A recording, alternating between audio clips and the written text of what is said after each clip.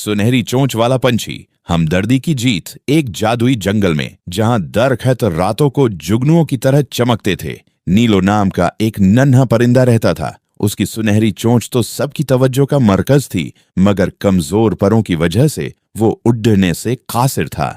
मुकाबले का आगाज जब जंगल में सबसे ऊंची चोटी पर मौजूद मुबारक फूल लाने का मुकाबला शुरू हुआ तो सबने नीलो की मजबूरी का मजाक उड़ाया, मगर नीलो ने हार मानने की बजाय पैदल ही अपना सफर शुरू किया।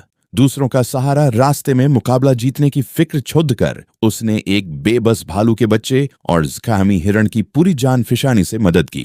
नीलो की इसी नेकी ने रंग दिखाया और उन्हीं दोस्तों ने उसे अपनी पीठ पर बिठाकर पहाड़ की चोटी तक पहुंचा दिया। कुदरत का मोज़ा, जैसे ही नीलो ने अपनी सुनहरी चोंच से उस मुकद्दस फूल को छुआ, उसे उड़ने का मोज़ा मिल गया।